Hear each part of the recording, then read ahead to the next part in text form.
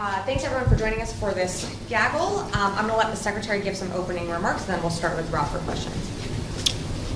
Yeah, again, thanks for joining us on a pretty long trip, but I think we accomplished a lot. It was the last NATO defense ministerial for the Biden administration, and again, I think that was a really good engagement with a number of our allies. And following that, we had a G7 ministerial, and the first ever G7 ministerial, defense ministerial, and I think that was very, very productive as well. You went with us as we went into Kyiv. Following that, we were able to engage President Zelensky and his leadership on a number of important issues. We announced yet another presidential drawdown package, and then finally today finished up with a visit to the Vatican. So again, I think it was a good trip overall, and I'll stop there and take your questions. Rob. Secretary, you just met with the Pope, had an audience with him. Can you share more about what you discussed, and did he talk to you about any of the conflicts in Ukraine or the Middle East?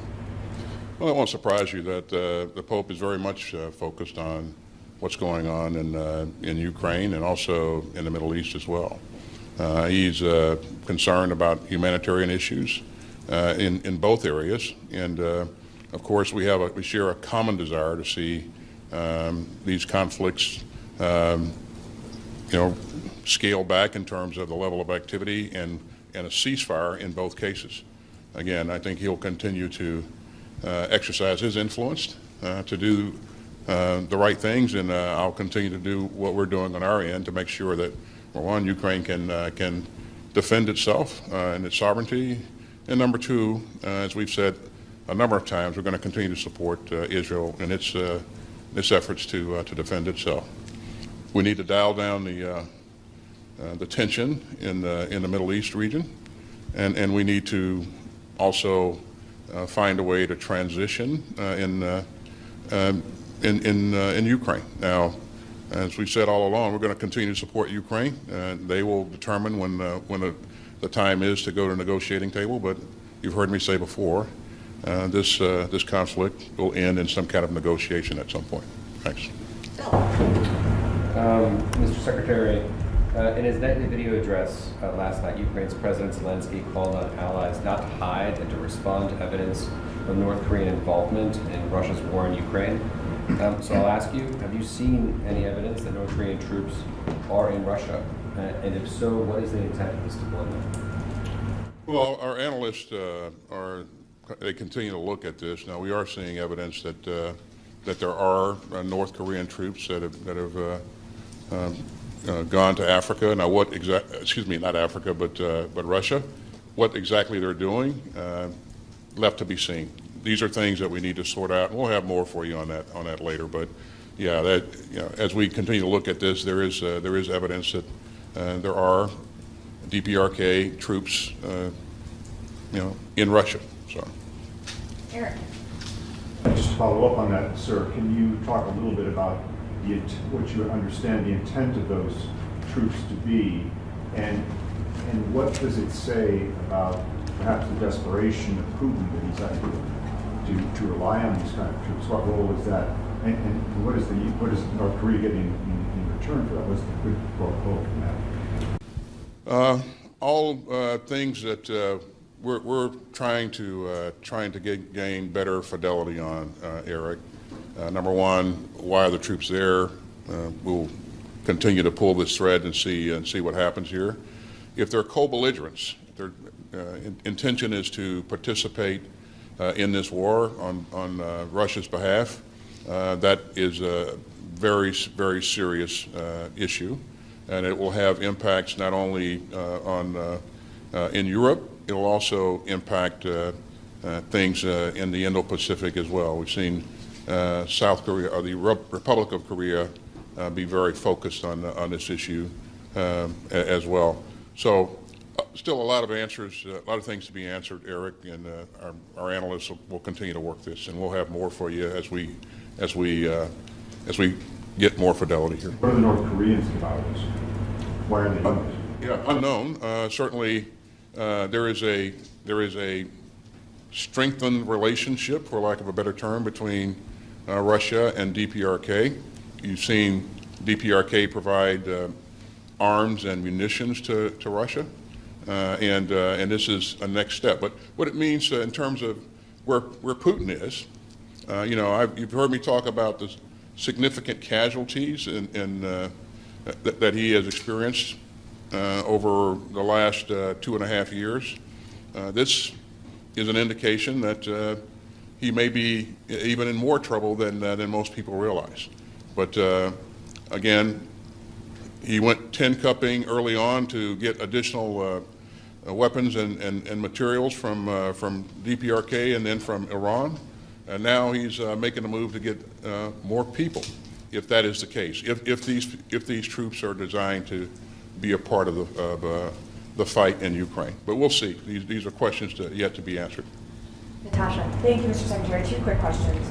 As you're likely aware, there is a DoD official being named and accused on social media of leaking highly classified intelligence about Israel. Is that disinformation? Can you rule out that individual is being investigated, and has the probe homed in on the suspect? There's no OSD official being named as a part of this investigation, so that is not true at this point. I've seen no evidence of that or any indication that any OSD official will be implicated as a part of this. So. And secondly, Israel has claimed that Hezbollah has a major bunker underneath Al-Sahel Hospital in southern Beirut. Doctors who work there have denied the allegation. Has the U.S. seen its own evidence of this bunker underneath that hospital? We've not seen evidence of that at this point, but we'll continue to collaborate with our Israeli counterparts to gain better fidelity on exactly what they're looking at. Laura, Mr. Secretary, I understand you shared with the Ukrainians your DoD spend plan for the next 5 months for the Ukraine conflict.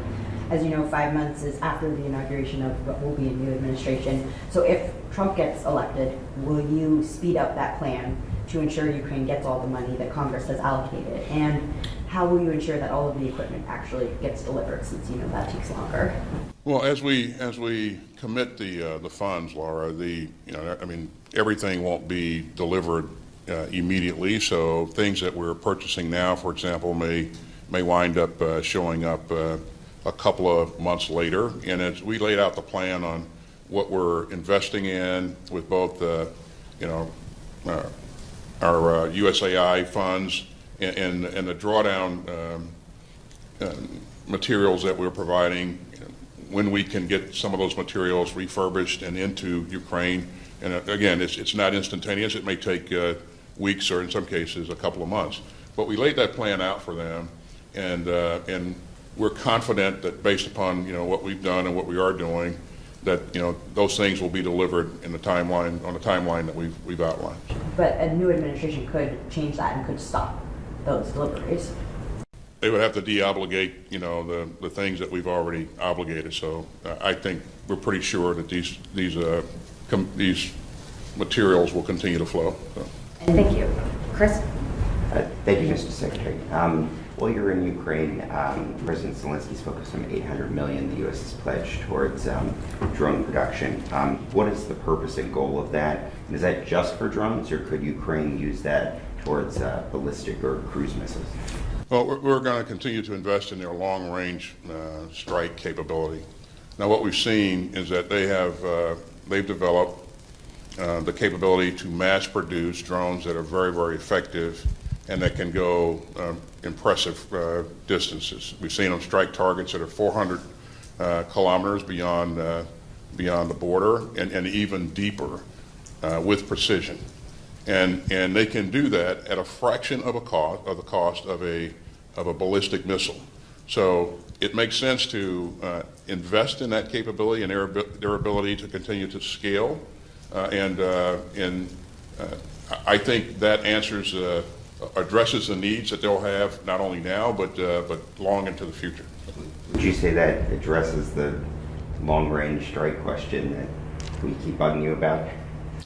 As you've told you so many times, the range of an ATACMS is 300 kilometers. They're striking targets that are beyond 400 kilometers with precision. So, And they can do that at a fraction of the cost. So this balances out the the balance sheet here. And if we're going to be able to if they're going to be able to sustain their efforts, we've got to be able to afford it.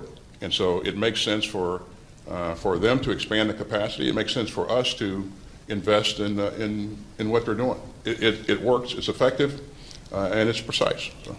Thank you. And our last one, Yep, Missy. thanks so much. In Lebanon, the targets that Israel is striking in the Beirut area have widened beyond military sites. It's hitting municipal buildings and health clinics. Last night, there were intense strikes on apartment buildings, and now Israel's issuing the warning, as Natasha mentioned, about this hospital, suggesting that could be a target. And then, on the other hand, in northern Gaza, the UN is describing the situation there as beyond catastrophic. The UN says the IDF is continuing its offensive there, denying permission to rescue people from the rubble. Only a handful of trucks are reaching the north each day. And meanwhile, the Netanyahu government, some of the ministers today were having conversations about resettling Gaza and extending the occupation there. All of that to say, I know you are a strong supporter of Israel's self-defense, but you've also said that how they do it matters. In your view, as someone who has commanded counterinsurgent campaigns extensively, do you think that they've gone beyond self-defense on both of these fronts to something that's more punitive or indiscriminate? And are you worried that Israel's actions are weakening, not strengthening its security in the long term? Well, Missy, you've heard me say on a number of times a couple of things. Number one, the ability to accomplish your goals militarily in terms of achieving objectives and protecting humans or protecting civilians in the battle space. Those two things are not. You can do both of those things. They're not mutually exclusive. And the other thing that I've emphasized throughout, Missy, is the need to protect civilians and provide that humanitarian assistance. And this is something I talk to my counterpart about every time I talk to him. Those two things. We got to be more precise in our operations, and we have to make sure that we're doing what's necessary to get assistance and aid into the civilians. Failure to do that will create a generation of Palestinians that really will continue to resist cooperating with Israel in the future. So you're actually increasing the numbers of insurgents in the space if you fail to do that. It's a strategic imperative in my view. Okay, but just to clarify, in your view, are the actions that they're taking on both fronts, have they gone beyond self-defense action? Well, it's one of the things in both cases that makes this more difficult is that both Hamas and LH use civilians as human shields. They put their stores of weapons in apartment buildings, beneath mosques and churches and schools and hospitals in order to make it more difficult to strike them. Because of that complication, that has increased the occurrence of civilian casualties. I think let's not kid ourselves. This is a complicated, very difficult battle space, so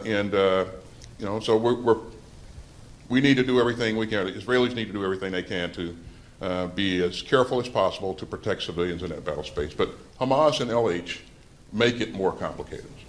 Thank you all. Appreciate your time. Thank you. Thank you, Mr. Secretary. All right, we'll just move this.